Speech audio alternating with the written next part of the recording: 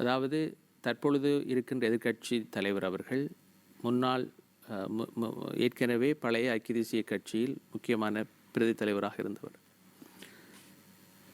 ஜனாதிபதி ரணில் விக்ரமசிங்கே அவர்கள் பாராளுமன்றத்தால் தெரிவு செய்யப்பட வேண்டிய ஒரு சூழலில் உண்மையிலேயே தனிப்பட்ட முரண்பாடுகளுக்கு அப்பால் ஒரு இனவாதமற்ற ஒரு தலைவர் வந்திருக்கிறார் என்றால் சஜித் பிரேமதாச ஒரு தேசிய அரசாங்கத்தை உருவாக்குவதற்கான ஒரு முயற்சியில் கூட ஈடுபட்டிருக்கலாம். அந்த காலத்தில் அது ஏற்புடையதாகவும் இருந்தது.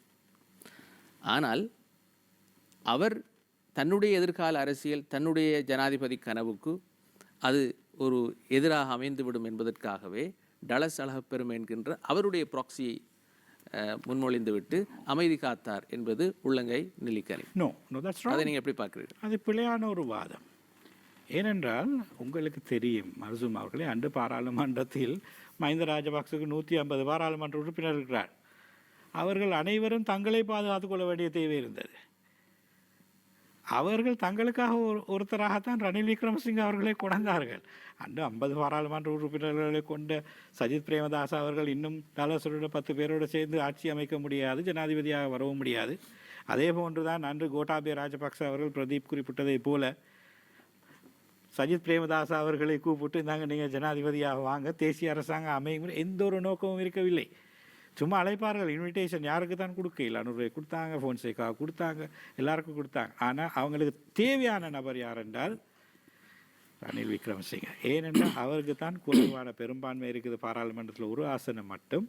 ஆகவே அந்த ஒன்றோட 150 சேர்த்தா தங்களுக்கு பாராளுமன்றத்தில் தங்களுக்கு தேவையான பாதுகாப்பும் தங்களுக்கு தேவையான அரசியலையும் முன்னெடுக்கலாம்.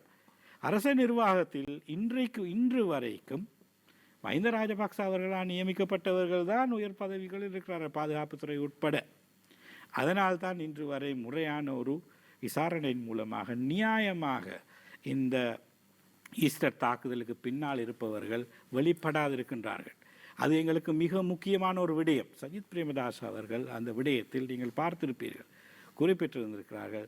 ஒரு பக்கசார்பற்ற முறையில் இவற்றுக்கான தீர்வுகளை, இந்த விசாரணைகளை முன்னெடுப்பதாக.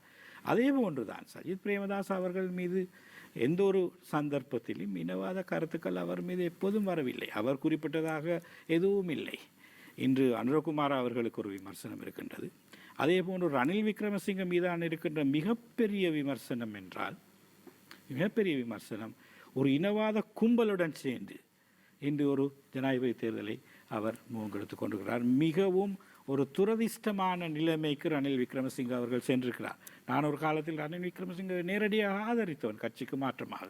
ஆனால் இன்று அவருக்கு ஆதரவினை வழங்க முடியாது என்றால் அவர் ஒரு இனவாத கும்பலுடன் சேர்ந்து இன்று அரசியல் செய்து கொண்டிருக்கிறார்.